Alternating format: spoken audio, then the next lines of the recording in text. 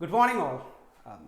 നമ്മൾ ഇന്ന് ഈ വീഡിയോയ്ക്കകത്ത് ഡിസ്കസ് ചെയ്യാൻ പോകുന്നത് നമ്മുടെ prevention of money laundering act 2002.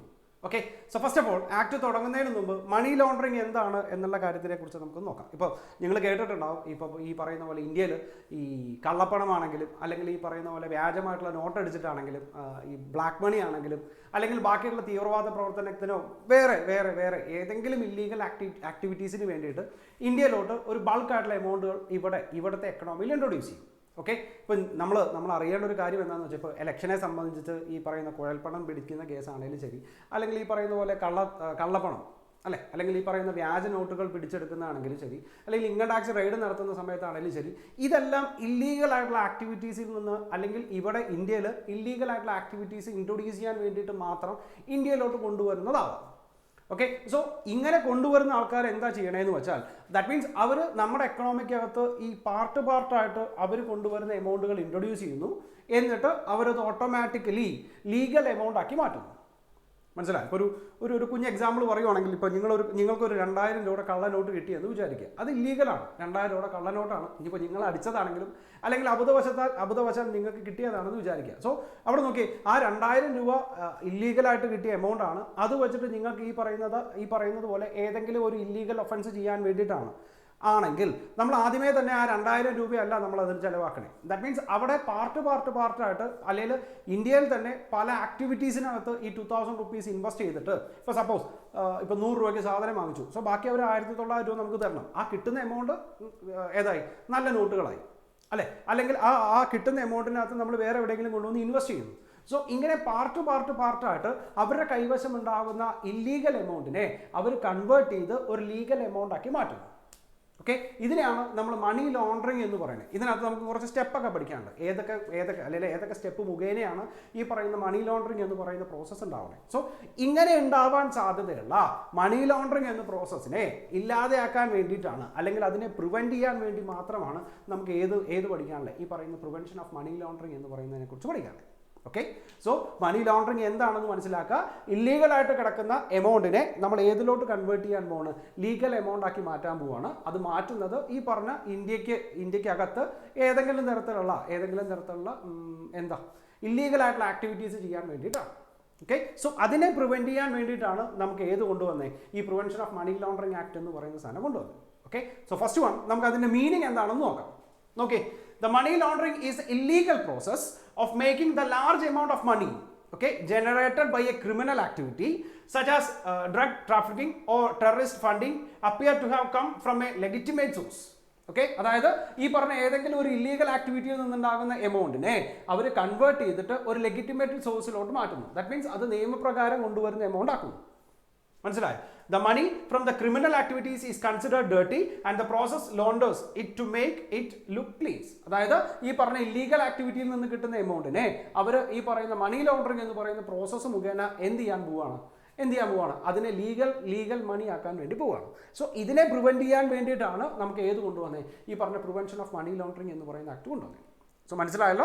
So ഇന്ത്യയിലെ ഏതെങ്കിലും ഒരു ഇല്ലീഗൽ പ്രോസസ്സ് ചെയ്യാനോ അല്ലെങ്കിൽ ഇല്ലീഗൽ പ്രോസസ്സ് ചെയ്യുന്നത് കൊണ്ട് നമുക്കുണ്ടാകുന്ന ഒരു ഹ്യൂജ് എമൗണ്ടിനെ നമുക്കൊരു ലീഗൽ സോഴ്സിലോട്ട് മാറ്റാൻ വേണ്ടിയിട്ടോ അല്ലെങ്കിൽ ഒരു ലെഗിറ്റിമേറ്റ് എമൗണ്ട് ആക്കി മാറ്റാനോ ആണ് നമുക്ക് എന്ത് ചെയ്യാൻ പോണേ? ഈ പറയുന്ന മണി ലോണ്ടറിങ് എന്ന് പറയുന്ന സാധനം ചെയ്യാൻ പോകണം.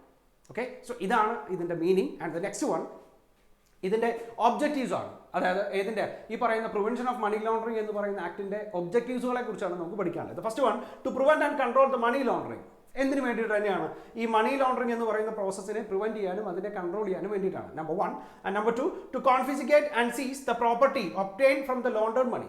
ദാറ്റ് മീൻസ് ഏതെങ്കിലും ഒരു അസസി അല്ലെങ്കിൽ ഏതെങ്കിലും ഒരു ഇൻഡിവിജ്വൽ ഈ പറയുന്ന ലോണ്ടേഡ് മണി കൊണ്ട് ഏതെങ്കിലും ഒരു പ്രോപ്പർട്ടിയോ അല്ലെങ്കിൽ അതുമായിട്ട് ബന്ധപ്പെടുത്ത ഏതെങ്കിലും ഒരു പ്രോപ്പർട്ടിയുടെ ഓണർഷിപ്പോ അല്ലെങ്കിൽ ബെനിഫിഷ്യൽ ഓണറോ ഉണ്ടായി എന്ന് വിചാരിക്കുക. സോ അങ്ങനെ വരുന്ന പ്രോപ്പർട്ടീസ് കോൺഫിസ്കേറ്റ് ചെയ്യാനോ സീസ് ചെയ്യാനോ ജപ്തി ചെയ്യാനോ അല്ലെങ്കിൽ അത് പിടിച്ചെടുക്കാനോ വേണ്ടിയിട്ടാണ് ഈ പറയുന്ന പ്രിവെൻഷൻ ഓഫ് മണി ലോണ്ടറിങ് എന്ന് പറയുന്ന ആക്ട് കൊണ്ടുവന്നിരിക്കുന്നത്. And the third one, to deal with any other issues connected with money laundering in India. അല്ലെങ്കിൽ ഇന്ത്യക്കകത്തുള്ള വേറെ ഈ മണി ലോണ്ടറിങ്ങുമായിട്ട് ബന്ധപ്പെടുത്തി വരുന്ന വേറെ ഏതെങ്കിലും ഇഷ്യൂസായിട്ട് കണക്ട് ചെയ്ത് അല്ലെങ്കിൽ അതിനകത്തൊരു ചട്ടക്കൂട് കൊണ്ടുവരാൻ വേണ്ടിയിട്ടാണ് ഈ പറയുന്ന മണി ലോണ്ടറിങ് എന്ന് പറയുന്നത് കൊണ്ടുവരുന്നത്, അല്ലെങ്കിൽ ഈ ആക്ട് കൊണ്ടുവന്നിരിക്കുന്നത്. ഓക്കെ, ഇനി എക്സാം പോയിന്റ് ഓഫ് വ്യൂ പറയുകയാണെങ്കിൽ സാധാരണ രീതിയിൽ 5-6 മാർക്കിന് ഡയറക്റ്റ് ക്വസ്റ്റ്യൻ ചോദിക്കുന്ന ഒരു ഏരിയയാണിത്. മനസ്സിലായോ? ദാറ്റ് മീൻസ് നേരത്തെ പോലെ ഓഫ്ലൈൻ മോഡാണ് എക്സാം എങ്കിൽ ഏറ്റവും ലാസ്റ്റത്തെ ക്വസ്റ്റ്യൻ ലാസ്റ്റത്തെ ഓപ്ഷനിൽ മണി ലോണ്ടറിങ്ങുമായിട്ട് ബന്ധപ്പെടുത്തിയിട്ട് ഏതെങ്കിലും ഒരു ക്വസ്റ്റ്യൻ കിടപ്പുണ്ടാവും. അതിനകത്ത് സ്ഥിരമായിട്ട് ചോദിച്ച് കാണാറുള്ള ഒരു ഏരിയ ആണിത്. What are the objectives of money laundering എന്ന് പറയുന്നത് നമുക്ക് ഒരിക്കൽ കൂടെ ഡിസ്കസ് ചെയ്യാം. എന്തായിരുന്നു, എന്തിനു വേണ്ടിയിട്ടാണ്? ഈ പറയുന്ന പോലെ മണി ലോണ്ടറിങ് എന്ന് പറയുന്ന സാധനത്തിനെ കൺട്രോൾ ചെയ്യാനോ പ്രിവെന്റ് ചെയ്യാനോ വേണ്ടിയിട്ടാണ്. ഇനി അങ്ങനെ ലോണ്ടർഡ് മണി കണ്ട് ഏതെങ്കിലും തരത്തിലുള്ള പ്രോപ്പർട്ടി സ്വന്തമാക്കിയിട്ടുണ്ടെങ്കിൽ അതിനെ കോൺഫിസ്കേറ്റ് ചെയ്യാനോ സീസ് ചെയ്യാനോ വേണ്ടിയിട്ടാണ്. കൂടാതെ വേറെ ഏതെങ്കിലും തരത്തിലുള്ള മണി ലോണ്ടറിങ്ങുമായിട്ട് ബന്ധപ്പെടുത്തി വരുന്ന വേറെ ഏതെങ്കിലും ആക്ടിവിറ്റികൾ ഏർപ്പെടുത്തിയിട്ടുണ്ടെങ്കിൽ അതിനെ കൺട്രോൾ ചെയ്യാനും കൂടെ വേണ്ടിയിട്ടാണ് നമ്മൾ ഏത് കൊണ്ടുവന്നിരിക്കുന്നത്, ഈ പറഞ്ഞിരിക്കുന്നത് പോലെ prevention of money laundering act എന്ന് പറയുന്ന സാധനം കൊണ്ടുവന്നിരിക്കുന്നത്. ഓക്കെ, സോ ഫസ്റ്റ് നമ്മൾ മീനിങ് എന്താണെന്ന് പറഞ്ഞു, ആൻഡ് സെക്കൻഡ് വൺ അതിൻ്റെ ഒബ്ജക്റ്റീവ് പറഞ്ഞു. Okay, and the next one ഇതിൻ്റെ സ്റ്റേജസ് ആണ്. അതായത് ഈ പറഞ്ഞതുപോലെ ഏതെങ്കിലും ഒരു ഇല്ലീഗൽ ആക്ടിവിറ്റിയിൽ നിന്നുണ്ടാവുന്ന ബൾക്ക് എമൗണ്ട് ഓഫ് ഇല്ലീഗൽ മണീനെ നമ്മൾ എങ്ങനെയാണ് മാർക്കറ്റിലോട്ട് എത്തിക്കണേ, സ്ഥിരമായിട്ട് എക്സാമിന് ചോദിച്ച് കാണാറുള്ള ഒരു ക്വസ്റ്റ്യൻ ആണ്. മനസ്സിലായി? 4 മാർക്കിന് സ്ഥിരമായിട്ട് നിങ്ങളുടെ ക്വസ്റ്റ്യൻ പേപ്പറിനകത്ത് ചോദിക്കുന്ന ഏരിയയാണ് what are the stages of money laundering എന്ന് പറയുന്നത്. സോ നമ്മളിവിടെ ചെയ്യാൻ പോകുന്നത് എന്താ, നിങ്ങളൊരു ഇല്ലീഗൽ ആക്ടിവിറ്റീസ് കാരണം നിങ്ങളുടെ കയ്യിൽ ഒരു ഹ്യൂജ് എമൗണ്ട് ഓഫ് മണി ഉണ്ടെന്ന് വിചാരിക്കുക. അതിനെ ഏത് സോഴ്സിലോട്ട് കൊണ്ടുവരണം, അല്ലെങ്കിൽ അതിനെ കൺവേർട്ട് ചെയ്ത് ഒരു ലെജിറ്റിമേറ്റ് സോഴ്സ് ഓഫ് എമൗണ്ട് ആക്കി മാറ്റണം. മനസ്സിലായി? അതായത് നിയമപ്രകാരം ഓക്കെ ആണ്, ബ്ലാക്ക് മണി അല്ല എന്ന് പറയുന്ന ഒരു പ്രോസസ്സിലോട്ട് കൊണ്ടുവരണം. അങ്ങനെ നിങ്ങളുടെ കൈവശം ഉണ്ടാവുന്ന ബ്ലാക്ക് മണീനെ, ഓക്കെ, അല്ലെങ്കിൽ ഇല്ലീഗൽ മണീനെ എങ്ങനെയാണ് ഒരു ലെജിറ്റിമേറ്റ് സോഴ്സിൽ നിന്നുണ്ടാവുന്ന എമൗണ്ട് ആക്കുന്നത്. ഓക്കെ, അതിനാണ് നമ്മൾ ഈ പറയുന്ന 3 സ്റ്റേജസ് പറയുന്നത്. The first one placement, and second one layering, and the third one integration. Okay, so നമ്മുടെ കയ്യിൽ ബൾക്ക് എമൗണ്ട് ഓഫ് എന്തുണ്ടായിരുന്നു, ബ്ലാക്ക് മണി ഉണ്ടായിരുന്നു. അതിനെ നമ്മൾ നല്ല സോഴ്സുള്ള എമൗണ്ട് ആക്കി മാറ്റാൻ പോകുന്നു. ദ ഫസ്റ്റ് പ്രോസസ്സിനകത്ത് പറയുന്നത് okay placement. In the stage money is introduced in the financial system. That means the first stage placement എന്ന് പറയുന്ന സ്റ്റേജിനകത്ത് നമ്മുടെ കൈവശം ഉണ്ടാവുന്ന ആ വലിയ എമൗണ്ട് അല്ലേ, അതിനെ എവിടെ ഇൻട്രൊഡ്യൂസ് ചെയ്യുന്നു, നമ്മുടെ ഫിനാൻഷ്യൽ സിസ്റ്റത്തിനകത്ത് ഇൻട്രൊഡ്യൂസ് ചെയ്യുന്നു.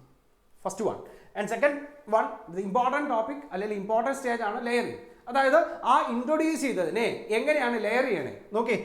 The purpose of layering is to create a large number of complex transactions so that it becomes very difficult to identify the origin of the illegal obtained money. അതായത് ഈ കൊണ്ടുവന്ന introduce ചെയ്യാൻ പോകുന്ന ഈ amount വെച്ച് കുറേ അധികം ചെറിയ ട്രാൻസാക്ഷൻസ് നടത്തുന്നു. സോ അങ്ങനെ കുറേ അധികം ചെറിയ ട്രാൻസാക്ഷൻസ് നടത്തുന്നത് കൊണ്ട് നമുക്ക് കറക്റ്റായിട്ട് കാൽക്കുലേറ്റ് ചെയ്യാൻ പറ്റില്ല അല്ലേ. ഇപ്പോൾ നിങ്ങൾ ആലോചിച്ച് നോക്കി, ഒരു 2000 കോടി ഇൻവെസ്റ്റ് ചെയ്തതിനേക്കാൾ എത്രയും കൊണ്ടും വളരെയധികം കഷ്ടപ്പാടായിരിക്കും എന്ത് ചെയ്യാൻ വേണ്ടിയിട്ട്. ഇപ്പോൾ ഒരു 10 ലക്ഷം വെച്ച് കുറേ അധികം ട്രാൻസാക്ഷൻസ് നടത്തുന്നത് അല്ലേ. സോ ഇവിടെ ലെയറിംഗ് എന്ന് പറയുന്ന പ്രോസസ്സിനകത്ത് ചെയ്യുന്നതാ. ഇപ്പോൾ ഒരു 2000 കോടി രൂപയാണ് നിങ്ങളുടെ കയ്യിലുള്ള ബ്ലാക്ക് മണി എങ്കിൽ ആ 2000 കോടി കൊണ്ട് ഏതെങ്കിലും ഒരു നിശ്ചിതമായിട്ടുള്ള 1-2 ട്രാൻസാക്ഷൻസ് മാത്രം നടത്തുകയാണെങ്കിൽ അവിടെ കണ്ടുപിടിക്കാൻ പറ്റും അല്ലേ. പക്ഷെ നേരെ തിരിച്ചാണെങ്കിലോ, ഈ 2000 കോടി കൊണ്ട് വളരെ കോംപ്ലക്സ് ആയിട്ടുള്ള കുറേ അധികം ട്രാൻസാക്ഷൻസ് നടത്തുന്നു.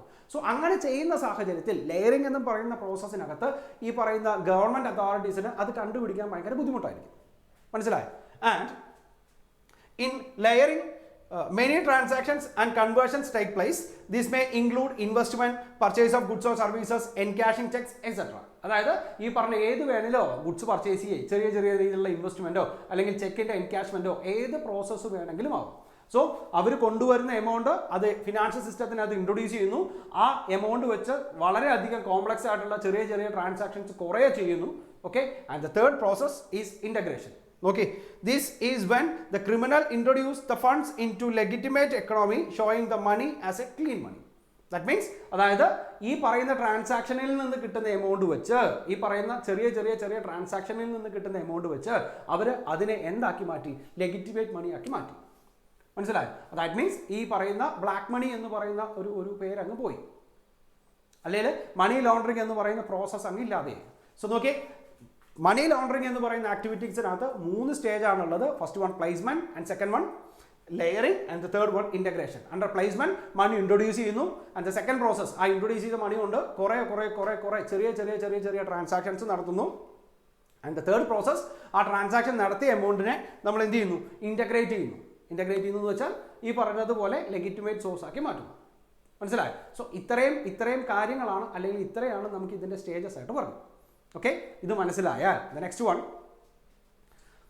നമുക്ക് പഠിക്കാനുള്ളത് ഒഫൻസിനെ കുറിച്ചാണ്. ദാറ്റ് മീൻസ് ഈ പറയുന്ന മണി ലോണ്ടറിങ് എന്ന് പറയുന്നതിനകത്ത് കയറി വരുന്ന ഒഫൻസുകൾ എന്തൊക്കെയായിരിക്കാം ഒഫൻസ് എന്ന് പറഞ്ഞത്. ഈ മണി ലോണ്ടറിങ് എന്ന് പറയുന്ന പ്രോസസ്സ് തന്നെ ഒഫൻസാണ് അല്ലേ. അതിനകത്ത് അറിഞ്ഞുകൊണ്ട് ഒരാൾ അതിൻ്റെ ഭാഗമാവുകയാണെങ്കിൽ അത് അങ്ങേർക്ക് എഗെയിൻസ്റ്റ് ആയിട്ടുള്ള ഒഫൻസ് ആയിരിക്കും. ആണോ? ഇപ്പം നിങ്ങളുടെ കയ്യിൽ നിങ്ങൾ അറിയാത്തൊരു സോഴ്സിൽ നിന്ന് ഒരു കള്ളപ്പണം വരികയാണെന്ന് വിചാരിക്കുക, ഒരു വ്യാജ നോട്ട് വരികയാണെന്ന് വിചാരിക്കുക.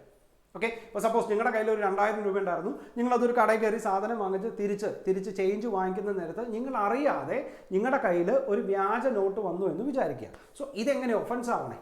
സോ ഇവിടെ മണി ലോണ്ടറിങ് എന്ന് പറയുന്ന ആക്ടിനകത്ത് നമ്മളോട് പറയുന്നത് നിങ്ങൾ ഇത് അറിഞ്ഞുകൊണ്ടാണെങ്കിൽ, മനഃപൂർവ്വമാണെങ്കിൽ തീർച്ചയായും മണി ലോണ്ടറിങ് ആക്ട് പ്രകാരം അതിനെ ഒഫൻസ് ആയിട്ട് ട്രീറ്റ് ചെയ്യും. മനസ്സിലായോ? സോ എന്താണ് ഒഫൻസ് എന്ന് നോക്കാം. നോക്കി, section 3 of prevention of money laundering act defines offence of money laundering as whosoever directly or indirectly attempt to injure or knowledgeably assist or knowledgeably is party or is actually involved in any process or activity connected with the proceeds of crime and projecting it as untainted property shall be guilty of offense of money laundering. Okay, അതായത് ഈ പറഞ്ഞതുപോലെ direct ആയിട്ടൊരു involvement ഉണ്ടാവുകയാണെങ്കിൽ, okay, ഏതുമായിട്ട് ബന്ധപ്പെടുത്തി ഈ അൺഅറ്റൈൻഡ് property എന്ന് പറയുന്ന സാധനത്തിലോട്ട് എത്താൻ വേണ്ടിയിട്ട് നിങ്ങൾ നിയമത്തിൻ്റെ അടിസ്ഥാനത്തിൽ ഒരു കുറ്റകൃത്യമാണ് ചെയ്യുന്നതെങ്കിൽ അതിനെ നമുക്ക് എന്തായിട്ട് ട്രീറ്റ് ചെയ്യാം? ഒഫൻസ് ആയിട്ട് ട്രീറ്റ് ചെയ്യാം.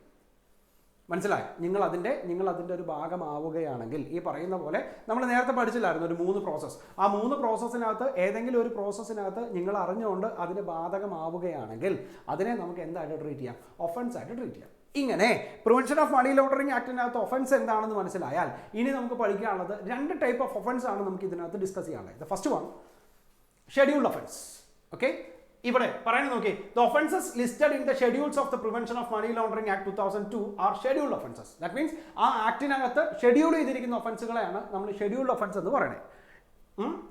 The scheduled offences are divided into 2 parts, part A and part C. അതായത് 2 പാർട്ടായിട്ടാണ് ഈ പറയുന്ന ഷെഡ്യൂൾഡ് ഒഫൻസുകളെ ഡിവൈഡ് ചെയ്തിരിക്കുന്നത്, പാർട്ട് എയും പാർട്ട് സി. അങ്ങനെയാണെങ്കിൽ പാർട്ട് ബി എന്താണ്? പാർട്ട് എയുടെ തന്നെ വേറൊരു വകഭേദമാണ് പാർട്ട് ബി ആയിട്ട് പറയുന്നത്. സോ മനസ്സിലായല്ലോ? അതായത് ആക്ടിനകത്ത്, ഈ പ്രിവെൻഷൻ ഓഫ് മണി ലോണ്ടറിങ് എന്ന് പറയുന്ന ആക്ടിനകത്ത് പ്രോപ്പറായിട്ട് ഷെഡ്യൂൾ ചെയ്തിരിക്കുന്ന, അതെന്താണെന്ന് അറിയണമെങ്കിൽ രണ്ടാമത്തെ പോയിന്റ് കൂടെ നോക്കണം. പ്രോപ്പറായിട്ട് ഷെഡ്യൂൾ ചെയ്തിരിക്കുന്ന ഒഫൻസുകളെയാണ് നമ്മൾ ഷെഡ്യൂൾഡ് ഒഫൻസ് എന്ന് പറയുന്നത്. ഓക്കെ, ആൻഡ് ഈ ഒഫൻസുകളെ 2 പാർട്ടായിട്ടാണ്, part A and part C എന്ന് പറയുന്ന 2 പാർട്ടായിട്ടാണ് നമ്മൾ തരംതിരിച്ചിരിക്കുന്നത്. നോക്കാം എന്തൊക്കെയാണ് ഷെഡ്യൂൾഡ് ഒഫൻസ് ആയിട്ട് കയറി വരുന്നത്. നോക്കി, in part A offences to be scheduled have been listed in 28 paragraph and it comprises of the offences under Indian Penal Code. Indian Penal Code പ്രകാരം കയറി വരുന്നത്, and offences under narcotic drugs and psychotropic substances, offences under Explosive Substances Act, offences under unlawful activities, and offences under Arms Act, and offences under Wildlife Protection Act, etc. ഇപ്പോൾ മനസ്സിലായോ? That means ഈ മണി laundering എന്ന് പറയുന്നതിനകത്ത് കുറേ ആക്ടിൻ്റെ അടിസ്ഥാനത്തിൽ കുറേ ഒഫൻസുകളെ schedule ചെയ്തിട്ടുണ്ട്. അങ്ങനെ schedule ചെയ്തിരിക്കുന്ന ഒഫൻസുകളെയാണ് നമ്മൾ ഷെഡ്യൂൾഡ് ഒഫൻസ് എന്ന് പറയുന്നത്. ഈ പറയുന്ന നാർക്കോട്ടിക്സ് ഡ്രഗ്സ് ആക്ടിൻ്റെ അടിസ്ഥാനത്തിൽ, അല്ലെങ്കിൽ IPCയുടെ അടിസ്ഥാനത്തിൽ, അല്ലെങ്കിൽ ആംസിൻ്റെ അടിസ്ഥാനത്തിൽ, അല്ലെങ്കിൽ വൈൽഡ് ലൈഫിൻ്റെ അടിസ്ഥാനത്തിൽ, ഇങ്ങനെ കുറേ ആക്ടിൻ്റെ അടിസ്ഥാനത്തിൽ ഈ പറഞ്ഞ ഒഫൻസുകളെ ഷെഡ്യൂൾ ചെയ്തിട്ടുണ്ട്. ഓക്കെ, അതിനൊരു 28 പാരഗ്രാഫ്സ് എന്നൊക്കെയാണ് പറയുന്നത്. സോ അങ്ങനെ ഷെഡ്യൂൾ ചെയ്തിരിക്കുന്ന ഒഫൻസുകളെയാണ് നമ്മൾ ഷെഡ്യൂൾഡ് ഒഫൻസ് എന്ന് പറയുന്നത്. മനസ്സിലായി? അതിനകത്ത് നോക്കി, part B of scheduled offences are with the total value involve 1 crore or more. അതായത് ഷെഡ്യൂൾഡ് ഒഫൻസുകൾ തന്നെയാണ്. ആ ഷെഡ്യൂൾഡ് ഒഫൻസുകൾ 1 കോടി രൂപയ്ക്ക് മുകളിലാണെങ്കിൽ, ഓക്കെ, അതിനെയാണ് നമ്മൾ എന്തെന്ന് പറയുന്നത്? ആസ് പെർ പാർട്ട് ബി ആണെന്ന് പറയുന്നത്. മനസ്സിലായി? അതായത് ഒഫൻസുകളെ അല്ലെങ്കിൽ ഷെഡ്യൂൾഡ് ഒഫൻസുകളെ 2ആയിട്ട് മാത്രമേ തരംതിരിക്കുന്നുള്ളൂ, പാർട്ട് എയും പാർട്ട് സിയും. പാർട്ട് ബി എന്ന് പറയുന്നത് പാർട്ട് എയുടെ തന്നെയാണ്. അതായത് ഈ പറഞ്ഞിരിക്കുന്ന പോലെ, അല്ലെങ്കിൽ ആ പറഞ്ഞിരിക്കുന്ന ആക്ടിൻ്റെ അടിസ്ഥാനത്തിൽ കയറി വരുന്നതിനെയാണ് നമ്മൾ എന്തായിട്ട് ട്രീറ്റ് ചെയ്യണേ? ഷെഡ്യൂൾഡ് ഒഫൻസ് ആയിട്ട് ട്രീറ്റ് ചെയ്യണേ. ആ ഷെഡ്യൂൾഡ് ഒഫൻസുകൾ തന്നെ 1 കോടി രൂപയ്ക്ക് മുകളിലാണെങ്കിൽ അതിനെ പാർട്ട് ബി ആയിട്ട് നമുക്ക് ട്രീറ്റ് ചെയ്യാം. ആൻഡ് പാർട്ട് സി എന്ന് പറയുന്നത് ക്രോസ് ബോർഡർ ആണ്. ദാറ്റ് മീൻസ് ഒരു international violation. Okay, part C deals with the transborder crimes and is a vital step in tackling black money across international boundaries. അതായത് കളികൾ ഇന്ത്യക്ക് അകത്ത് മാത്രമല്ല, ഇന്ത്യക്ക് പുറത്തോട്ടും പോവുകയാണെങ്കിൽ, ദാറ്റ് മീൻസ് ഒരു ഇന്റർനാഷണൽ കണക്ഷൻ കയറി വരികയാണെങ്കിൽ അതിനെ അങ്ങനെയുള്ള ഒഫൻസുകളെ scheduled offence as per part C എന്ന് പറയാം. ഓക്കെ, സോ എന്താണ് മണി ലോണ്ടറിങ്, അതിൻ്റെ ഒബ്ജക്റ്റീവ്സ് എന്തൊക്കെയാണെന്ന് നോക്കി. ആൻഡ് തേർഡ് വൺ, അത് ഏതൊക്കെ സ്റ്റേജിനകത്താണ് ചെയ്യണേന്ന് നോക്കി. ആൻഡ് ഫോർത്ത് വൺ, അങ്ങനെ സ്റ്റേജസിനകത്ത് ആ സാധനം ചെയ്യുമ്പോൾ എന്തൊക്കെയാണ് അതിൻ്റെ ഒഫൻസായിട്ട് കയറി വരണേന്ന് നോക്കി.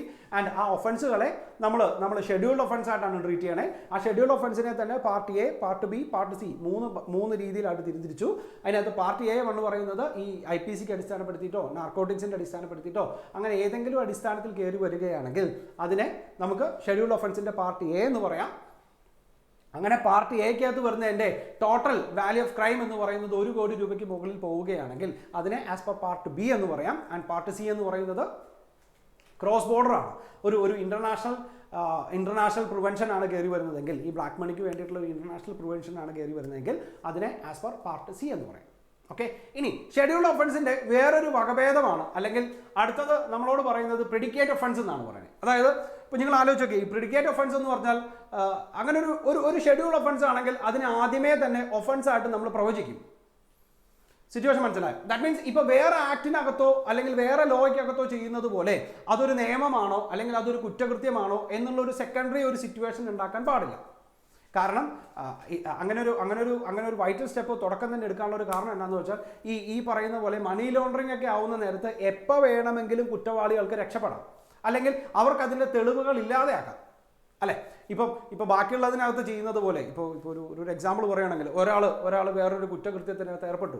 സോ തുടക്കം തന്നെ അങ്ങേരെ ഒരു കുറ്റക്കാരനായിട്ടോ അല്ലെങ്കിൽ അങ്ങേരെ ഒരു ചെയ്തത് തെറ്റായിട്ടോ ബാക്കിയുള്ള കാര്യങ്ങൾക്ക് അടിസ്ഥാനപ്പെടുത്തി, അല്ലെങ്കിൽ അതിന് ചെയ്യുന്നതിന് മുമ്പ് തന്നെ അതിൻ്റെ തെളിവുകൾ അന്വേഷിക്കുക, അല്ലേ? അങ്ങനെ ഒരു ലാസ്റ്റ് സ്റ്റെപ്പിലാണ് ഇതിനെ ഒരു ഒഫൻസായിട്ട് നമ്മൾ ട്രീറ്റ് ചെയ്യണേ. പക്ഷേ ഇവിടെ അങ്ങനെയല്ല പറയണേ. ഇവിടെ അങ്ങനെ ചെയ്താൽ അല്ലെങ്കിൽ അങ്ങനെ ഒരു തീരുമാനിക്കുന്നത് വരെ ഇതൊരു ഒഫൻസ് ആണോ അല്ലയോ, അല്ലെങ്കിൽ ഷെഡ്യൂൾഡ് ഒഫൻസ് പ്രകാരം ചെയ്ത ഒരു കുറ്റം ഇത് ഒഫൻസ് ആണോ അല്ലയോ എന്ന് തീരുമാനിക്കുന്നത് വരെ വെയിറ്റ് ചെയ്യുന്ന സമയം ഈ പറയുന്ന കുറ്റവാളിക്ക് കൊടുക്കുകയാണെങ്കിൽ അവർക്ക് ഈ പറയുന്ന പോലെ തെളിവുകൾ ഇല്ലാതെയൊക്കെ ആണെങ്കിലും അല്ലെങ്കിൽ അത് നശിപ്പിക്കാനാണെങ്കിലുള്ള പ്രോപ്പർ ആയിട്ടുള്ള സമയം കിട്ടും. ഓക്കെ, സോ അതുകൊണ്ടാണ് ഇവിടെ പറയുന്നത് എല്ലാ ഷെഡ്യൂൾഡ് ഒഫൻസും പ്രെഡിക്കേറ്റ് ഒഫൻസ് തന്നെയാണ്. ദാറ്റ് മീൻസ് മുൻവിധി പ്രകാരം അതിനെ ഒഫൻസ് ആയിട്ട് തന്നെയാണ് പ്രവചിച്ചിരിക്കുന്നത്. എന്നാൽ മാത്രമേ അതിൻ്റെ പ്രോപ്പർ അതോറിറ്റിക്ക് വൈറ്റൽ ആയിട്ടുള്ള സ്റ്റെപ്സ് എടുക്കാൻ പറ്റുള്ളൂ, അല്ലേ? അങ്ങനെയല്ലേ? നിങ്ങളൊന്ന് ആലോചിക്കുക. ഇപ്പം ഏതെങ്കിലും ഒരു സാഹചര്യത്തിൽ നിങ്ങളുടെ കയ്യിൽ കുറേ ബ്ലാക്ക് മണി ഉണ്ടെന്ന് വിചാരിക്കുക. ഓക്കെ, അപ്പോൾ നിങ്ങളുടെ വീട് റെയ്ഡ് ചെയ്യാൻ പോകുന്ന നേരത്തിനോ അല്ലെങ്കിൽ നിങ്ങളുടെ നിന്ന് ആ പ്രോപ്പർട്ടി കോൺഫിസ്കേറ്റ് ചെയ്യാൻ പോകുന്ന നേരത്തിനോ ഇതൊരു ഒഫൻസ് ആണോ എന്ന് നിങ്ങൾ അവരോട് ചോദിച്ചാൽ, അല്ലെങ്കിൽ അതിൻ്റെ ലീഗൽ ഡോക്യുമെന്റ്സ് കൊണ്ടുവരാൻ പറയുക, അങ്ങനെ എന്തെങ്കിലും ചെയ്ത് അവിടെ ഒരു സ്റ്റോപ്പ് ചെയ്താൽ, ദാറ്റ് മീൻസ് അവരുടെ എൻക്വയറി നിങ്ങൾ സ്റ്റോപ്പ് ചെയ്യാൻ പറ്റിയാൽ, നിങ്ങളുടെ കൈവശമുള്ള കള്ളപ്പണം നിങ്ങൾക്ക് പെട്ടെന്ന് വെളുപ്പിക്കാനോ അല്ലെങ്കിൽ ഒന്ന് നശിപ്പിക്കാനോ പറ്റും. സോ അങ്ങനെ ഒരു സാഹചര്യം ഇല്ലാതാക്കാൻ വേണ്ടിയിട്ടാണ് നമ്മളോട് പറയണേ എല്ലാ ഷെഡ്യൂൾഡ് ഒഫൻസും പ്രെഡിക്കേറ്റ് ഒഫൻസ് തന്നെയാണ്. മനസ്സിലായോ? നോക്കി, every scheduled offense is a predicate offense. The scheduled offense is called predicate offense and the occurrence of the same is prerequisite for initiating investigation into the offense of money laundering.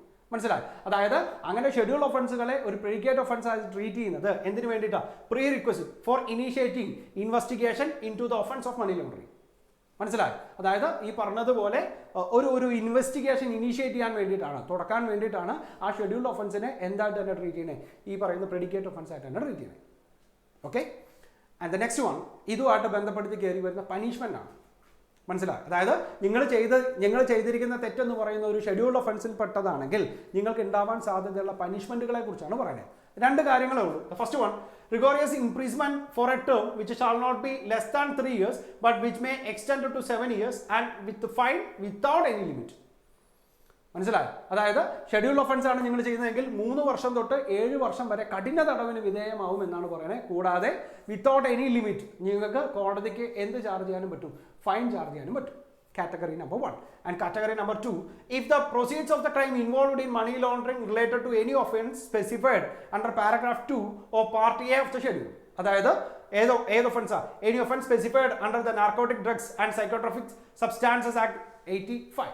That means ഈ പറയുന്ന നാർക്കോട്ടിക്സുമായിട്ട് ബന്ധപ്പെടുത്തിയിട്ട് കയറി വരുന്ന ഏതെങ്കിലും ഒരു offence ആണ് നിങ്ങൾ ചെയ്തിട്ടുള്ളതെങ്കിൽ അവിടെ 7 വർഷം എന്നുള്ളത് മാറിയിട്ട് നോക്കി, the maximum punishment may extend to 10 years instead of 7 years with fine without any limit. Situation മനസ്സിലായോ? സോ ഷെഡ്യൂൾഡ് ഒഫൻസുകൾ എന്താണെന്ന് മനസ്സിലാക്കുക. ഷെഡ്യൂൾഡ് ഒഫൻസിന് വേണ്ടിയിട്ട് ഒരു പ്രീ റിക്വസിറ്റ്സ് ഇൻവെസ്റ്റിഗേഷൻ എടുക്കാൻ വേണ്ടിയിട്ടാണ് എല്ലാ ഷെഡ്യൂൾഡ് ഒഫൻസുകളെയും നമ്മൾ പ്രെഡിക്കേറ്റ് ഒഫൻസ് എന്ന് പറയുന്ന ഒരു കാറ്റഗറിക്കകത്ത് കൊണ്ടുവരണേ.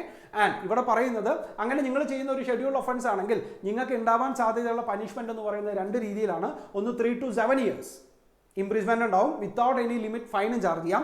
ഇനി നിങ്ങൾ ചെയ്യുന്നത് നാർക്കോട്ടിക്സുമായിട്ട് ബന്ധപ്പെടുത്തി വരുന്ന ഏതെങ്കിലും ഒരു കാര്യങ്ങളാണെങ്കിൽ ഓക്കെ, അവിടെ നമുക്ക് എന്ത് ചെയ്യാം?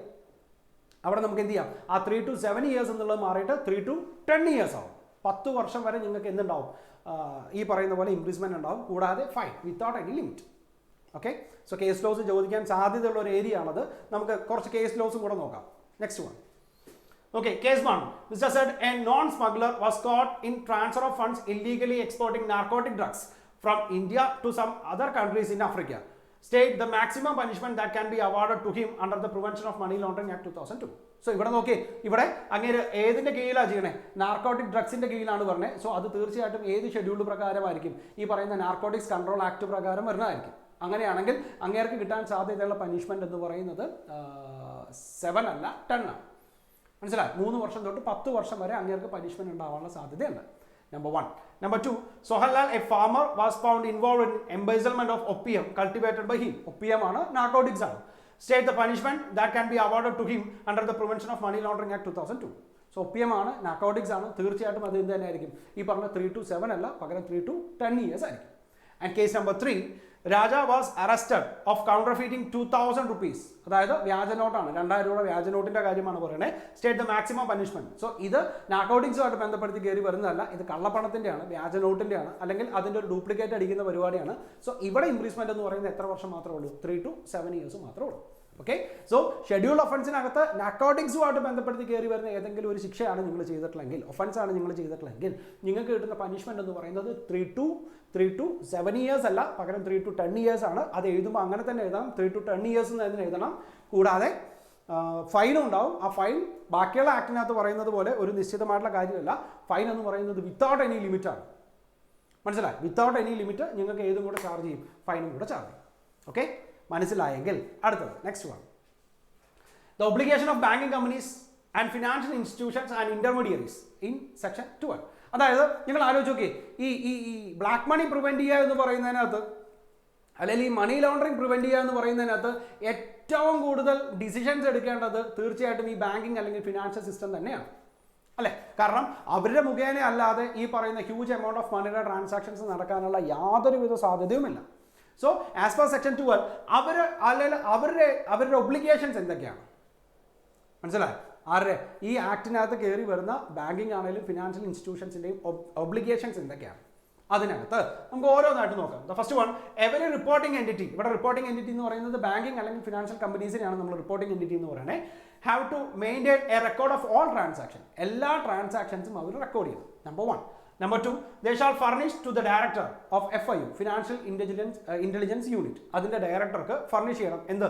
വിത്ത് such time as may be prescribed information relating to such transaction, whether attempt to or executed, the nature and the value of which may be prescribed. That means ഏതെങ്കിലും തരത്തിലുള്ള വാല്യൂ ഇല്ലാതാക്കുന്ന രീതിയിൽ ട്രാൻസാക്ഷൻസ് നടക്കുകയാണെങ്കിൽ അത് ഈ പറയുന്ന ഫിനാൻഷ്യൽ ഇൻ്റലിജൻസ് യൂണിറ്റ്സിൻ്റെ ഡയറക്ടറിനെ അറിയിക്കണം. So എല്ലാ ട്രാൻസാക്ഷൻസിൻ്റെയും പ്രോപ്പറായിട്ടുള്ള എടുത്തു വെക്കണം. കൂടാതെ ഈ ട്രാൻസാക്ഷൻസിൻ്റെ വാല്യൂ ഇല്ലാതാക്കാൻ അല്ലെങ്കിൽ മണി വാല്യൂ ഇല്ലാതാക്കാൻ വരുന്ന സാഹചര്യത്തിലുള്ള ട്രാൻസാക്ഷൻസ് കാണുകയാണെങ്കിൽ അത് ആരെ അറിയിക്കുകയും വേണം? FIUയുടെ ഡയറക്ടറിനെ അറിയിക്കുകയും വേണം. And the third one, they shall verify the identity of its clients in such manner and subject to such conditions as may be prescribed. അതായത് ഓരോ ക്ലയൻസിൻ്റെയും വാലിഡിറ്റി പ്രോപ്പറായിട്ട് ചെക്ക് ചെയ്യണം. Third one, they shall identify the beneficial owner, if any, of such its clients as may be prescribed. That means account ഹോൾഡറിനെ മാത്രമല്ല ആരുടെയും കൂടെ ആ അക്കൗണ്ടിൻ്റെ ബെനിഫിഷ്യൽ ഓണറിനെയും കൂടെ എന്ത് ചെയ്യണം? പ്രോപ്പറായിട്ടുള്ള കാര്യങ്ങൾ ചെക്ക് ചെയ്യണം. Okay, and the next one, they shall maintain record of documents evidencing identity of claims and beneficial owner as well as account files as the business correspondence relating to its clients for a period of 5 years. Okay, ശ്രദ്ധിക്കേണ്ട കാര്യമാണ്. എത്ര വർഷത്തേക്ക് അവരത് എടുത്തു വെക്കണം? 5 വർഷങ്ങളിലോട്ട് അത് എടുത്തു വെക്കണം. മനസ്സിലായി? In case the record and information related to the transaction. That means ഓരോ ട്രാൻസാക്ഷനുമായിട്ട് ബന്ധപ്പെടുത്തിയിട്ടാണെങ്കിലും അല്ലെങ്കിൽ ഓരോ ക്ലയൻസുമായിട്ട് ബന്ധപ്പെടുത്തിയിട്ടാണെങ്കിലും അല്ലെങ്കിൽ ആ ക്ലയൻസിൻ്റെ ബെനിഫിഷ്യൽ ഓണറുമായിട്ട് ബന്ധപ്പെടുത്തിയിട്ട് വരുന്ന ഡോക്യുമെന്റ്സ് ആണെങ്കിലും അത് 5 വർഷം വരെ എന്ത് ചെയ്യണം? ഈ പറയുന്ന റിപ്പോർട്ടിംഗ് എൻറ്റിറ്റി എടുത്തു വെക്കണം. ഓക്കെ, അതിനകത്ത് കേസ് ലോസ് ചോദിക്കുന്ന ഒരു ഏരിയയാണ് നെക്സ്റ്റ് വൺ പറയുന്നത്. Okay, they shall maintain the same for a period of 5 years after the business relationship between the claim and the reporting entity has ended or the account has been closed, whichever is later. അതായത് ഈ reporting എൻറ്റിറ്റിയും അവരുടെ ക്ലയൻസും തമ്മിലുള്ള relationship close ചെയ്തിട്ട് 5 വർഷത്തിലെങ്കിലും അത് minimum എടുത്തു വെക്കണം. മനസ്സിലായി? ഇപ്പം നിങ്ങൾക്കൊരു ബാങ്ക് അക്കൗണ്ട് ഉണ്ടായിരുന്നു, നിങ്ങൾ ആ ബാങ്ക് അക്കൗണ്ട് ക്ലോസ് ചെയ്തിട്ട് ആ ക്ലോസ് ചെയ്ത് കഴിഞ്ഞിട്ടുള്ള 5 വർഷങ്ങളിലും നിങ്ങൾ അതെന്തെടുത്തു അല്ലെ, നിങ്ങളല്ല ആ റിപ്പോർട്ടിംഗ് എൻറ്റിറ്റി, ആ ബാങ്ക് നിങ്ങളുടെ ഡോക്യുമെന്റ്സ് എടുത്ത് വെച്ചേ പറ്റും. ഓക്കെ, സോ എല്ലാ ഡോക്യുമെന്റ്സും എല്ലാ ട്രാൻസാക്ഷൻസിൻ്റെയും എവിഡൻസ് ഡോക്യുമെൻറ്റ്സ് എടുത്തു വെക്കണം. ഓണറിൻ്റെ ഡീറ്റെയിൽസ് ഉണ്ടായിരിക്കണം, ബെനിഫിഷ്യൽ ഓണറിൻ്റെ ഡീറ്റെയിൽസ് ഉണ്ടായിരിക്കണം. അത് FIAയുടെ ഡയറക്ടർക്ക് റിപ്പോർട്ട് സബ്മിറ്റ് ചെയ്യണം. കൂടാതെ ഇത് എത്ര നാൾ വരെ പ്രിസർവ് ചെയ്യണം? നോർമ കേസിനകത്ത് 5 വർഷം വരെ പ്രിസർവ് ചെയ്യണം. ഇനി നിങ്ങൾ ബാങ്കിൽ അക്കൗണ്ട് ക്ലോസ് ചെയ്യുകയാണെങ്കിൽ, അല്ലെങ്കിലും നിങ്ങളും ബാങ്കും തമ്മിലുള്ള കണക്ഷൻ ഇല്ലാതെ ആവുകയാണെങ്കിലും ശരി, ഓക്കെ, അടുത്ത 5 വർഷങ്ങളിലോട്ട് ആ ബാങ്ക് എന്ത് ചെയ്തേ പറ്റൂ? നിങ്ങളുടെ ഡോക്യുമെൻറ്റ്സും കാര്യങ്ങളൊക്കെ എടുത്തു വെച്ചേ പറ്റൂ. ഓക്കെ, മനസ്സിലായല്ലോ? സോ ഇതുമായിട്ട് ചോദിക്കാൻ സാധ്യതയുള്ള കേസ് ലോ ആണ് ഈ പറയുന്ന 5 വർഷത്തെ. ദാറ്റ് മീൻസ് ബാങ്കിങ് കമ്പനി ആണെങ്കിൽ ഒരു ക്ലയൻറ്റിൻ്റെ ബിസിനസ് അക്കൗണ്ട് ക്ലോസ് ചെയ്താലും, അല്ലെങ്കിൽ അക്കൗണ്ട് ക്ലോസ് ചെയ്താലും അടുത്ത 5 വർഷങ്ങളിൽ തീർച്ചയായിട്ടും എന്തെടുത്ത് വെക്കണം? അവരുടെ ട്രാൻസാക്ഷൻ്റെ റിപ്പോർട്ട്സുകളെല്ലാം എടുത്തു വെക്കണം. നമുക്കൊരു 1-2 കേസ് ലോസും കൂടെ നോക്കാം, അപ്പോൾ നിങ്ങൾക്ക് മനസ്സിലാവും. First one, okay, PTM Limited, a banking company, maintain the records of all transactions for a period of 3 years. From the date of cessation of the transaction between the clients and the company, decide whether the company has fulfilled its obligation under the provisions of Prevention of Money Laundering Act 2002. Okay, ഒരിക്കലുമില്ല. കാരണം എന്താ? Normal കേസിനകത്ത് as per section 12 നമ്മളോട് പറഞ്ഞിട്ടുണ്ട് minimum 5 വർഷമെങ്കിലും, അതായത് account close ചെയ്ത് minimum 5 വർഷമെങ്കിലും നമ്മൾ എന്ത് ചെയ്തേ പറ്റൂ? ഈ സാധനം മെയിൻറ്റെയിൻ ചെയ്തേ പറ്റൂ. മനസ്സിലായി? സോ 3 വർഷം എന്ന് പറയുന്നത് പോസിബിൾ ആയിട്ടുള്ള കാര്യമല്ല. 5 വർഷത്തിട്ട് നിർബന്ധമായിട്ടും അത് മെയിൻറ്റെയിൻ ചെയ്യണം. And number 2, okay, Manav Kalyan, a charitable organization, opened a current account in ABZ Bank on 1st July 2012. The account was closed on 30th June 2016. 30/6/2016 account closed. Referring to the obligations of the banking companies under the Prevention of Money Laundering Act 2002, specify the periods up to which the said bank has to maintain records relating to the accounts of Manav Kalyan. എത്ര, അല്ലെങ്കിൽ ഏത് കാലയളവ് വരെയാണ് account maintain ചെയ്യേണ്ടതെന്നാണ് പറയുന്നത്. So നോക്കി, 2016 ജൂണിലാണ് ഇത് close ചെയ്യണത്. So 17, 18, 19, 20, 21 അല്ലേ, 2021 ജൂൺ 30 വരെ അവർ നിർബന്ധമായിട്ട് എന്ത് ചെയ്തേ പറ്റൂ? ഈ മാനവ കല്യാണം എന്ന് പറയുന്ന ചാരിറ്റബിൾ ട്രസ്റ്റിൻ്റെ ഡീറ്റെയിൽസ് എല്ലാം മെയിൻറ്റെയിൻ ചെയ്തേ പറ്റൂ. ഓക്കെ, സോ ഓർത്തിരിക്കുക, നമ്മൾ 2 കാര്യങ്ങളാണ് നമ്മളിപ്പം കേസ് ലോസുമായിട്ട് ഡിസ്കസ് ചെയ്തത്. ഒന്ന് നാർക്കോട്ടിക്സിൻ്റെ കേസാണ് പറഞ്ഞത്, അതിന് 10 വർഷം വരെ തടവുണ്ടാവും. രണ്ടാമത്തത് ഈ പറയുന്ന പോലെ ബിസിനസ്സിൻ്റെ ട്രാൻസാക്ഷൻസ് ക്ലോസ് ചെയ്തതിന് ശേഷവും അടുത്ത 5 വർഷങ്ങളിൽ എന്ത് ചെയ്യണം? ഈ as per section 12 banking companies അല്ലെങ്കിൽ റിപ്പോർട്ടിംഗ് എൻറ്റിറ്റീസ് അവരുടെ ആ ക്ലയൻസിൻ്റെ ഡോക്യുമെൻറ്റ്സ് എടുത്ത് വെച്ചേ പറ്റും. ഓക്കെ, മനസ്സിലായാൽ നെക്സ്റ്റ് വൺ ഇതിൻ്റെ അഡ്ജുഡിക്കേഷനാണ്. ഓക്കെ, ഇപ്പം നിങ്ങൾക്ക് എഗെയിൻസ്റ്റ് ആയിട്ട് ഒരു മണി ലോണ്ടറിങ് ആക്ട് ഈ prevention of money laundering act പ്രകാരം നിങ്ങൾക്ക് എഗെയിൻസ്റ്റ് ആയിട്ട് ഏതെങ്കിലും ഒരു ഓഫീസർ നിങ്ങൾക്ക് എഗെയിൻസ്റ്റ് ആയിട്ട് എന്തെങ്കിലും ഒരു വിധി കൊണ്ടുവരികയാണെങ്കിൽ അതിൻ്റെ അഡ്ജുഡിക്കേഷൻസ് എങ്ങനെയായിരിക്കും എന്നാണ് നോക്കണേ. ഓക്കെ, ഫസ്റ്റ് പ്രോപ്പറായിട്ട് കൊടുക്കുന്നത് അഡ്ജുഡിക്കേറ്റിംഗ് അതോറിറ്റീനെയാണ്. അതായത് ഒരു ഇനീഷ്യൽ സ്റ്റെപ്പ് നിങ്ങൾക്ക് എഗെയിൻസ്റ്റ് ആയിട്ട് കേസ് വിധിക്കുന്നത് കാര്യങ്ങൾ, അല്ലെങ്കിൽ നിങ്ങൾ കുറ്റകൃത്യം ചെയ്തിട്ടുണ്ടോ എന്നുള്ള കാര്യങ്ങളെല്ലാം തീരുമാനിക്കുന്നത് അഡ്ജുഡിക്കേറ്റിംഗ് അതോറിറ്റിയാണ്. ആ അഡ്ജുഡിക്കേറ്റിംഗ് അതോറിറ്റി നിങ്ങളെ കുറ്റക്കാരനായിട്ട് തീരുമാനിച്ചാൽ, ഓക്കെ, നിങ്ങൾക്ക് എന്ത് ചെയ്യാം? നിങ്ങൾക്ക് അപ്പലേറ്റ് ട്രിബ്യൂണലിലോട്ട് പോകും. അതായത് നിങ്ങൾക്ക് ഒരു അപ്പീൽ കൊടുക്കാം അപ്പലേറ്റ് ട്രിബ്യൂണലിലോട്ട്. അഡ്ജുഡിക്കേറ്റിംഗ് അതോറിറ്റിക്ക് എഗെയിൻസ്റ്റ് ആയിട്ട് നിങ്ങൾക്ക് അപ്പീൽ കൊടുക്കാം അപ്പലേറ്റ് ട്രിബ്യൂണലിൽ. എത്ര ദിവസത്തിനുള്ളിൽ? ഒരു 45 ദിവസത്തിനുള്ളിൽ നിങ്ങൾക്ക് എന്ത് കൊടുക്കാം? അപ്പീൽ കൊടുക്കാം. ഓക്കെ, ഇനി നിങ്ങൾ സബ്മിറ്റ് ചെയ്യുന്നത് പ്രൊവിഷണൽ അല്ലെങ്കിൽ നോർമൽ അല്ലെങ്കിൽ ഒരു സഫിഷ്യൻറ്റ് റീസൺ ആണെങ്കിൽ, ഓക്കെ, അപ്പലേറ്റ് ട്രിബ്യൂണൽ നിങ്ങൾക്ക് ഒരു 45 ഡേയ്സും കൂടെ അഡീഷണലി തരും. മനസ്സിലായി? അതായത് അഡ്ജുഡിക്കേറ്റിംഗ് അതോറിറ്റി നിങ്ങൾക്ക് എഗെയിൻസ്റ്റ് ആയിട്ട് ഒരു കുറ്റം വിധിക്കുകയാണെങ്കിൽ അടുത്ത 45 ദിവസത്തിനുള്ളിൽ തന്നെ നിങ്ങൾ അപ്പലേറ്റ് ട്രിബ്യൂണലിലോട്ട് ഇതിൻ്റെ അപ്പീൽ കൊടുക്കണം. ഇനി കൊടുക്കാൻ വൈകുന്ന റീസൺ സഫിഷ്യൻ്റ് ആണെന്ന് അവർക്ക് തോന്നിയാൽ അവരൊരു 45 ഡേയ്സും കൂടെ നമുക്ക് കൂട്ടിത്തരും. ഓക്കെ, ഇനി ആ പറയുന്ന അപ്പലേറ്റ് ട്രിബ്യൂണലിൽ നിങ്ങൾക്ക് എഗെയിൻസ്റ്റ് ആയിട്ടാണ് വിധിക്കുന്നതെങ്കിൽ ആ വിധിക്കുന്നത് ഏതെങ്കിലും തരത്തിലുള്ള നിയമപ്രകാരമുള്ള ഏതെങ്കിലും ഒരു അടിസ്ഥാനത്തിലാണ് അവരങ്ങനെ, അല്ലെങ്കിൽ നിങ്ങൾക്ക് മനസ്സിലാവുന്നത് നിങ്ങൾ കുറ്റക്കാരനല്ല എന്നാണെങ്കിൽ നിങ്ങൾക്ക് എങ്ങോട്ട് പോകാം? ഹൈക്കോർട്ടിലോട്ട് പോകാം. അവിടെ എത്ര ദിവസം പറയണേ? 60 ഡേയ്സ്. ദാറ്റ് മീൻസ് അപ്പലേറ്റ് ട്രിബ്യൂണലിന് എഗെയിൻസ്റ്റ് ആയിട്ട് നിങ്ങൾക്ക് കോടതിയെ സമീപിക്കാം. കോടതിയും നിങ്ങൾക്ക് 60 ദിവസമാണ് പറയണേ. 60 ദിവസത്തിനുള്ളിൽ നിങ്ങൾക്ക് കോടതിയിൽ അപ്പീൽ കൊടുക്കാം. ഇനി നിങ്ങൾ കൊടുക്കാൻ വൈകുന്നത് ഏതെങ്കിലും ഒരു സഫിഷ്യൻ്റ് ആയിട്ടുള്ള കോസ് ആണെങ്കിൽ, അല്ലെങ്കിൽ പ്രോപ്പർ ആയിട്ടുള്ള റീസൺ ആണെങ്കിൽ നിങ്ങൾക്ക് അഡീഷണലി എത്ര ദിവസം കൂടെ തരും? ഒരു 60 ഡേയ്സും കൂടെ തരും. ഓക്കെ, സോ ഇതാണ് അഡ്ജുഡിക്കേഷൻ എന്ന് പറയുന്ന പ്രോസസ്സ് കയറി പറഞ്ഞേ. അഡ്ജുഡിക്കേറ്റിംഗ് അതോറിറ്റിയാണ് ആദ്യം. അവർക്ക് എഗെയിൻസ്റ്റ് ആയിട്ട് 45 ദിവസത്തിനുള്ളിൽ നിങ്ങൾക്ക് അപ്പലേറ്റ് ട്രിബ്യൂണലിലോട്ട് അപ്ലിക്കേഷൻ കൊടുക്കാം. അപ്പലേറ്റ് ട്രിബ്യൂണലിൽ നിങ്ങൾക്ക് എഗെയിൻസ്റ്റ് ആയിട്ട് വിധിക്കുന്നതെങ്കിൽ 60 ദിവസത്തിനുള്ളിൽ നിങ്ങൾക്ക് ആരെ സമീപിക്കാം? കോടതിയെ സമീപിക്കാം. ഓക്കെ, ഇനി അഡ്ജുഡിക്കേഷനകത്ത് കയറി വരുന്ന ഓരോന്നും നമുക്ക് സെപ്പറേറ്റ് ആയിട്ട് നോക്കുമ്പോൾ first one adjudicating authority section 6 പ്രകാരം. Okay, the authority comprise 3 members, 1 each from the fields of law, administration and finance or accountancy. മനസ്സിലായി? 3 മെമ്പേഴ്സാണ്. 3 പേരും, ഒരാൾ ലോ, നിയമത്തിൻ്റെ അടിസ്ഥാനത്തിൽ, ഒരാൾ അഡ്മിനിസ്ട്രേഷൻ്റെ അടിസ്ഥാനത്തിൽ, ഒരാൾ ഫിനാൻസ് ഓർ അക്കൗണ്ടൻസിൻ്റെ അടിസ്ഥാനത്തിൽ. അങ്ങനെ 3 മെമ്പേഴ്സ് ചേരുമ്പോഴാണ് നമുക്കൊരു അഡ്ജുഡിക്കേറ്റിംഗ് അതോറിറ്റി ഉണ്ടാക്കാൻ പറ്റണേ. Further, one of the members is appointed as a chairperson of the adjudicating authority. ഇതിനകത്തെ ഒരാളെ നമ്മൾ ചെയർപേഴ്സൺ ആയിട്ട് അപ്പോയിന്റ് ചെയ്യുന്നു. And it functioning within the department of revenue, ministry of finance of the central government. ഏതിന്റെ അടിസ്ഥാനത്തിലാണ്? Revenue department അടിസ്ഥാനത്തിലാണ് പറഞ്ഞത്. With its head office at New Delhi. എവിടെയാണ്? അതായത് ഈ റവന്യൂ ഡിപ്പാർട്ട്മെന്റ് ഹെഡ് ഓഫീസ് എവിടെ ആയിരിക്കും? ന്യൂഡൽഹിയിലായിരിക്കും. സോ ഇനീഷ്യൽ സ്റ്റെപ്പിനകത്ത് ആദ്യം നിങ്ങളെ വിധിക്കുന്നത്, കുറ്റക്കാരനായിട്ട് ശിക്ഷ വിധിക്കുന്ന അഡ്ജുഡിക്കേറ്റിംഗ് അതോറിറ്റിയാണ്. അതോറിറ്റി എന്ന് പറയുന്നത് 3 പേരാണ്. ഒരാൾ ലോയുടെ കീഴിലും, ഒരാൾ അഡ്മിനിസ്ട്രേഷൻ്റെ കീഴിലും, ഒരാൾ ഫിനാൻസ് ആൻഡ് അക്കൗണ്ടൻസിൻ്റെ കീഴിലും ആയിരിക്കും. അതിനകത്ത് ഒരാളെ നമ്മൾ ചെയർപേഴ്സൺ ആയിട്ട് ട്രീറ്റ് ചെയ്യുന്നു. ആ അഡ്ജുഡിക്കേറ്റിംഗ് അതോറിറ്റി വരുന്നത് ഈ മിനിസ്ട്രി ഓഫ് ഇന്ത്യയുടെ ഏതിൻ്റെ? റവന്യൂ ഡിപ്പാർട്ട്മെന്റിന്റെ അടിസ്ഥാനത്തിലാണ്. ഓക്കെ, ഇത് കഴിഞ്ഞാൽ നെക്സ്റ്റ് വൺ കയറി വരുന്നത് അപ്പലേറ്റ് ട്രിബ്യൂണലാണ്. Okay, appellate tribunal constitute under section 12 of smugglers and foreign exchange manipulators act 1976 shall be the appellate tribunal. That means ആ ആക്ട് പ്രകാരം എന്താണ് അപ്പലേറ്റ് ട്രിബ്യൂണൽ, ആരൊക്കെയാണ് അപ്പലേറ്റ് ട്രിബ്യൂണൽ, അതേ സാധനം തന്നെയാണ് ഇവിടെയും കണ്ടിന്യൂ ചെയ്യുന്നത്. മനസ്സിലായി? അവിടെ പറഞ്ഞിരിക്കുന്ന അപ്പലേറ്റ് ട്രിബ്യൂണലിൽ അതേ കാര്യങ്ങൾ തന്നെയാണ് ഇവിടെയും പറഞ്ഞിരിക്കുന്നത്. Okay, and the next one, okay, appeal to appellate tribunal. അതായത് every appeal shall be filed within a period of 45 days from the date on which a copy of the order made by the adjudicating authority or director is received. The appeal shall be in the prescribed form and shall be accompanied by the prescribed fees. ഈ പറഞ്ഞതുപോലെ എപ്പോഴാണോ കിട്ടുന്നത് അത് കഴിഞ്ഞ് 45 ദിവസത്തിനുള്ളിൽ adjudicating authority നിങ്ങൾക്ക് against ആയിട്ട് വിധിച്ചാൽ, ആ ഓർഡർ നിങ്ങൾ കൈപ്പറ്റിയാൽ 45 ദിവസത്തിനുള്ളിൽ ആർക്ക് അപേക്ഷ കൊടുക്കാം? അപ്പലേറ്റ് ട്രിബ്യൂണലിന് അപേക്ഷ കൊടുക്കാം.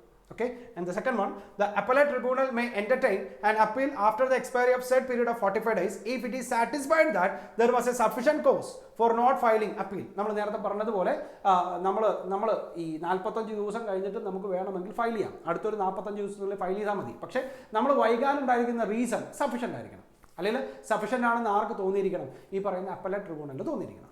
Okay, so first one adjudicating അതോറിറ്റിയാണ്. അത് കഴിഞ്ഞിട്ടാണ് അപ്പലേറ്റ് ട്രിബ്യൂണലിലോട്ട് പോകണേ. ആ ഒരു 45 ഡേയ്സ് നോക്കിയാൽ മതി. ആ 45 ഡേയ്സ് കഴിഞ്ഞാൽ എഗെയിൻ നിങ്ങൾക്ക് വേണമെങ്കിൽ കോടതിയെ സമീപിക്കാം. കോടതി എത്ര ദിവസത്തിനുള്ളിൽ? 60 ഡേയ്സിനുള്ളിൽ കോടതിയെ സമീപിച്ചാലും മതി. ഓക്കെ, മനസ്സിലായെങ്കിൽ അടുത്തത് next one, trade based money laundering.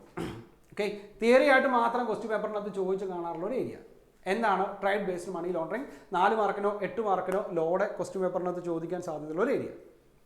ഞാനത് എന്തൊക്കെയാണെന്ന് പറയാം. നമ്മുടെ മെറ്റീരിയലിനകത്ത് കിടക്കുന്നുണ്ട്. നിങ്ങളത് വായിച്ച് നോക്കിയാൽ നിങ്ങൾക്ക് എഴുതേണ്ട ഒരു കാര്യം കിട്ടും. ഒരു മാക്സിമം ഒരു 6 മാർക്കിന് അല്ലെങ്കിൽ ഒരു 8 മാർക്കിന് ഒരു ചോദ്യം ചോദിച്ചാൽ എഴുതേണ്ട കാര്യങ്ങൾ എന്തൊക്കെയാണോ ആ രീതിക്ക് നിങ്ങളൊന്ന് നോട്ട്സ് പ്രിപ്പയർ ചെയ്താലും മതി. Okay, trade based money laundering. The trade based money laundering is the process of transferring of moving money through the trade transaction. മനസ്സിലായി? അതായത് ഈ പറഞ്ഞ മണി ലോണ്ടറിങ് എന്ന് പറയുന്ന ആക്ടിവിറ്റി ട്രേഡിംഗ് ആക്ടിവിറ്റീസിലൂടെയാണ് ചെയ്യുന്നതെങ്കിൽ, എങ്ങനെയാ? മണി ലോണ്ടറിംഗ് എന്ന് പറയുന്ന ആക്ടിവിറ്റി ട്രേഡിംഗ് ആക്ടിവിറ്റീസിലൂടെയാണ് ചെയ്യുന്നതെങ്കിൽ അതിനെയാണ് നമ്മൾ എന്തെന്ന് പറയുന്നത്? ട്രേഡ് ബേസ്ഡ് മണി ലോണ്ടറിംഗ് എന്ന് പറയുന്നത്. In practice this can be achieved through the misrepresentation of the price, quantity or quality of the import or exports. മനസ്സിലായി? ഈ പറഞ്ഞതുപോലെ ട്രേഡ് ബേസ്ഡ് ആയിട്ട് കയറി വരുന്ന ട്രാൻസാക്ഷൻസിനെ മിസ്റെപ്രസെൻറ്റേറ്റ് ചെയ്യുമ്പോൾ നമുക്ക് എന്ത് ചെയ്യാൻ പറ്റും? ട്രേഡ് ബേസ്ഡ് മണി ലോണ്ടറിംഗ് എന്ന് പറയുന്ന സാധനം ചെയ്യാൻ പറ്റും. ഇനി അത് ഏതൊക്കെ രീതിയിലാണെന്നാണ് നമ്മൾ നോക്കണേ. നോക്കി, the first one, over invoicing or under invoicing of goods or services. നിലവിൽ കൊടുക്കേണ്ട ആക്ച്വൽ ഇൻവോയ്സിന് പകരം നമ്മൾ എന്ത് ചെയ്യുന്നു? ഓവർ ഇൻവോയ്സോ അണ്ടർ ഇൻവോയ്സോ ചെയ്യുന്നു. അതായത് ഈ പറഞ്ഞ ഗുഡ്സിൻ്റെ വില കൂട്ടി കാണിക്കുകയോ കുറച്ച് കാണിക്കുകയോ ചെയ്യുന്നു. നമ്മുടെ പർപ്പസ് എന്താ? നമ്മുടെ കൈവശം ഉണ്ടായിരിക്കുന്ന ഇല്ലീഗൽ സോഴ്സ് ഓഫ് മണീനെ ലീഗൽ സോഴ്സിലോട്ടാക്കണം. സോ അതിന് വേണ്ടിയിട്ട് ഈ പറയുന്ന കൊടുക്കുന്ന സാധനങ്ങളുടെ എമൗണ്ട് കൂട്ടി കാണിക്കാനോ അല്ലെങ്കിൽ അതിൻ്റെ വാങ്ങിച്ചിരിക്കുന്ന പ്രൈസ് ഇൻവോയ്സിനെ കുറച്ച് കാണിക്കാനോ ചെയ്യുന്നു. Okay, and the second one, multiple invoicing of goods or services. ഒരു ഗുഡ്സിനോ ഒരു സർവീസിൻ്റെയോ ഒരു സിംഗിൾ ട്രാൻസാക്ഷൻസിന് വേണ്ടിയിട്ട് നമ്മൾ എന്ത് ചെയ്യുന്നു? മൾട്ടിപ്പിൾ ഇൻവോയ്സ് ഉണ്ടാക്കുന്നു. മനസ്സിലായി? ഇപ്പോൾ 50,000 രൂപയ്ക്ക് ഒരു ട്രാൻസാക്ഷൻ നടത്തിയ കാണിക്കാൻ വേണ്ടിയിട്ട് 2-3 ഇൻവോയ്സുകൾ ഉണ്ടാക്കുകയാണെങ്കിൽ അവിടെ ചെയ്യുന്ന കാര്യം എന്തായിരിക്കും? ഒരു ഇൻവോയ്സിൻ്റെ പേരിൽ തന്നെ കുറേ ഇല്ലീഗൽ മണീനെ നമുക്ക് ഏതിലോട്ടാക്കാൻ പറ്റും? ലെജിറ്റിമേറ്റ് സോഴ്സിലോട്ടാക്കാൻ പറ്റും. And the third one, over shipment and under shipment of goods or services. That means import ചെയ്യുന്ന സാഹചര്യത്തിൽ അല്ലെങ്കിൽ എക്സ്പോർട്ട് ചെയ്യുന്ന സാഹചര്യത്തിൽ പ്രോപ്പർ ഷിപ്മെന്റിന് പകരം എമൗണ്ട് കൂട്ടിയോ കുറച്ചോ കാണിക്കുന്നു. അണ്ടർ ഷിപ്മെന്റോ ഓവർ ഷിപ്മെന്റോ ചെയ്യുന്നു. And fourth one, falsely described goods and services. Okay, നമ്മൾ കൊടുക്കുന്ന ട്രാൻസാക്ഷൻസിനെ അല്ലെങ്കിൽ ആ ഗുഡ്സിനെ അല്ലെങ്കിൽ ആ സർവീസിനെ എങ്ങനെ ഫാൾസ്ലി തെറ്റായിട്ട് ഡിസ്ക്രൈബ് ചെയ്യുന്നു. ഓക്കെ, സോ ഇങ്ങനെയുള്ള ആക്ടിവിറ്റീസിലൂടെ നമുക്ക് എന്ത് ചെയ്യാം? ഈ പറഞ്ഞിരിക്കുന്ന ട്രേഡ് ബേസ്ഡ് മണി ലോണ്ടറിംഗ് എന്ന് പറയുന്ന ആക്ടിവിറ്റി ചെയ്യാം. ഓക്കെ, ഞാൻ ഇത്രേ കാണിച്ചിട്ടുള്ളൂ. ഓരോന്നിനെ കുറിച്ച് നിങ്ങൾ വായിച്ചു നോക്കുക. ഈ പറഞ്ഞതുപോലെ മാക്സിമം ഒരു 6 മാർക്കിനോ 8 മാർക്കിനോ ഒരു ക്വസ്റ്റ്യൻ ചോദിച്ചാൽ ഓരോന്നും എന്താണെന്ന് ഒരു 2-3 സെൻറ്റൻസും കൂടെ എഴുതി വയ്ക്കുക. Okay, so trade based money laundering means ഈ മണി ലോണ്ടറിങ് എന്ന് പറയുന്ന ആക്ടിവിറ്റി ട്രേഡിംഗ് ട്രാൻസാക്ഷൻസിലൂടെയാണ് ചെയ്യുന്നതെങ്കിൽ അതിനെയാണ് നമ്മൾ ട്രേഡ് ബേസ്ഡ് മണി ലോണ്ടറിങ് എന്ന് പറയുന്നത്. അത് ചെയ്യുന്നത് ഈ പറയുന്ന 4 പ്രോസസ്സിലൂടെയാണ്. ഒന്നില്ലെങ്കിൽ ഓവർ ഇൻവോയ്സോ അണ്ടർ ഇൻവോയ്സോ ചെയ്യാം, അല്ലെങ്കിൽ ഒരു സിംഗിൾ ട്രാൻസാക്ഷൻസിന് മൾട്ടിപ്പിൾ ഇൻവോയ്സിംഗ് ഉണ്ടാക്കാം, അല്ലെങ്കിൽ ഓവർ ഷിപ്മെൻറ്റോ അണ്ടർ ഷിപ്മെൻറ്റോ ചെയ്യാം, അതല്ലെങ്കിൽ ആ പ്രൊഡക്റ്റോ സർവീസിനെ ഫാൾസ്ലി നമുക്ക് എന്ത് ചെയ്യാം, ഡിസ്ക്രൈബ് ചെയ്യാം. ഓക്കെ, മനസ്സിലായാൽ the next one, strategy to tackle black money. ഇതും തിയറി ആയിട്ട് ഡയറക്റ്റ് ആയിട്ട് ചോദിക്കാൻ സാധ്യതയുള്ള ഒരു ഏരിയയാണ്. Okay, preventing generation of black money. എങ്ങനെയാണ് ഈ പറയുന്ന മണി ലോണ്ടറിംഗ് എന്ന് പറയുന്നതിനെ ഇല്ലാതെയാക്കണേ? അതിനകത്ത് ആദ്യത്തെ നോക്കിയേ, preventing generation of black money ഇല്ലാതെയാക്കാൻ അല്ലെങ്കിൽ അതിനെ പ്രിവെന്റ് ചെയ്യുക. അടുത്തത് ഡിസ്കറേജിങ് യൂസ് ഓഫ് ബ്ലാക്ക് മണിയുടെ യൂസേജിനെ ഡിസ്കറേജ് ചെയ്യുക. And third one, effective detection of black money. ഇനി അങ്ങനെ യൂസ് ചെയ്തേ പറ്റൂ എന്നുള്ള ആൾക്കാരെ ആണെങ്കിൽ അത് പ്രോപ്പറായിട്ട് ഡിറ്റക്ട് ചെയ്യുക, കണ്ടുപിടിക്കുക. And effective investigation and adjudication, എന്നിട്ട് അതിൻ്റെ അടിസ്ഥാനത്തിൽ പ്രോപ്പറായിട്ടുള്ള അഡ്ജുഡിക്കേഷനും ഇൻവെസ്റ്റിഗേഷൻസും ഉണ്ടാക്കുക. And other steps. Okay, situation മനസ്സിലായി? ഇതും ഈ പറഞ്ഞതുപോലെ ഡയറക്റ്റ് ആയിട്ട് തിയറി ചോദിക്കാൻ സാധ്യതയുള്ള ഏരിയ. സോ ഇതേ സാധനം തന്നെ നമ്മൾ ഈ പറയുന്ന ബ്ലാക്ക് മണി ആക്ടിനകത്തും കൂടെ നമ്മൾ പഠിക്കുന്നുണ്ട്. ടാക്സിൽ ബ്ലാക്ക് മണി ആക്ടിനകത്തും കൂടെ നമ്മൾ ഇതേ സാധനം തന്നെ പഠിക്കുന്നുണ്ട്. സോ ഓർത്തിരിക്കുക, ദ ഫസ്റ്റ് വൺ പ്രിവെൻറ്റ് ചെയ്യുക. ഓക്കെ, അതായത് ബ്ലാക്ക് മണി ഉണ്ടാവാൻ, ബ്ലാക്ക് മണി ജനറേറ്റ് ചെയ്യുന്ന പ്രോസസ്സുകളെ പ്രിവെൻറ്റ് ചെയ്യുക. ഇനി അങ്ങനെ പ്രിവെൻറ്റ് ചെയ്തിട്ട് നടന്നില്ലെങ്കിൽ അത് അവർ എന്ത് ചെയ്തു, ജനറേറ്റ് ചെയ്തെങ്കിൽ അതിൻ്റെ യൂസേജിനെ ഡിസ്കറേജ് ചെയ്യുക. ഇനി ആ ഡിസ്കറേജ് ചെയ്തിട്ടും അത് നിന്നില്ല, അതായത് അവരത് യൂസ് ചെയ്യാൻ റെഡി ആണെങ്കിൽ ആ വരുന്ന സാഹചര്യത്തിൽ പ്രോപ്പറായിട്ട് ആ ബ്ലാക്ക് മണീനെ നമ്മൾ ഡിറ്റക്ട് ചെയ്യുക. എന്നിട്ട് അത് കണ്ടുപിടിച്ചാൽ അതുമായിട്ട് ബന്ധപ്പെടുത്തിയിട്ടുള്ള പ്രോപ്പറായിട്ടുള്ള എഫക്റ്റീവ് ആയിട്ടുള്ള ഇൻവെസ്റ്റിഗേഷനും അഡ്ജുഡിക്കേഷനും ചെയ്യാം. Okay, and the next one, നമ്മൾ ഫസ്റ്റ് ഒരു എന്താ പറയുക, ഈ ബാങ്കിങ് ട്രാൻസാക്ഷൻ്റെ കേസിനകത്ത് നമ്മൾ പറഞ്ഞായിരുന്നു, ഡയറക്ടർക്ക് ഏതിൻ്റെ ഫിനാൻഷ്യൽ ഇൻ്റലിജൻസ് യൂണിറ്റിൻ്റെ ഡയറക്ടർക്ക് നമ്മൾ എന്ത് കൊടുക്കണം, ഈ ബാങ്കിൻ്റെ റിപ്പോർട്ട് സബ്മിറ്റ് ചെയ്യണം എന്ന് പറഞ്ഞായിരുന്നു അല്ലേ. സോ എന്താണ് ഫിനാൻഷ്യൽ ഇൻ്റലിജൻസ് യൂണിറ്റ് നോക്കാം. Okay, the Financial Intelligence Units India was set up by the Government of India during November 2004 as a central national agencies responsible for receiving, processing, analyzing and disseminating information relating to suspect financial transactions. എങ്ങനെയായിരുന്നു? Suspect financial transactions. Okay, സംശയം തോന്നുന്ന financial ട്രാൻസാക്ഷൻസിനെ കണ്ടുപിടിക്കാനും അതിനെ analyse ചെയ്യാനും അതിനെ process ചെയ്യാനും വേണ്ടിയിട്ട് മാത്രം, അല്ലെങ്കിൽ അതിന് വേണ്ടിയിട്ടാണ് നമുക്കൊരു ഫിനാൻഷ്യൽ ഇൻ്റലിജൻസ് യൂണിറ്റ് എന്ന് പറയുന്ന ഒരു വകുപ്പിനെ കൊണ്ടുവന്നിരിക്കുന്നത്. And FIU India is also responsible for coordinating and strengthening effort of national and international intelligence, investigation and enforcement agencies in pursuing the global efforts against money laundering and related crimes. മനസ്സിലായി? ഈ പറയുന്ന ക്രൈംസിൻ്റെ ബാക്കിയുള്ള പ്രോസസ്സിൻ്റെ കാര്യങ്ങളും ഇല്ലാതാക്കാൻ വേണ്ടിയിട്ട് ചെയ്യുന്ന പ്രോസസ്സുകളെ strengthen ചെയ്യുക. And FIU India is an independent body reporting directly to the Economic Intelligence Council headed by the Finance Minister. Okay, so ഇതിന് ആരാണ് ഹെഡ് ചെയ്യണേ? ഫിനാൻസ് മിനിസ്റ്ററിൻ്റെ കീഴിൽ വരുന്ന എക്കണോമിക് ഇൻ്റലിജൻസ് യൂണിറ്റ് എന്ന് പറയുന്നവർക്ക് ആണ് ഇവർ പ്രോപ്പറായിട്ട് എന്ത് കൊടുക്കേണ്ടത്, റിപ്പോർട്ട് കൊടുക്കേണ്ടത്.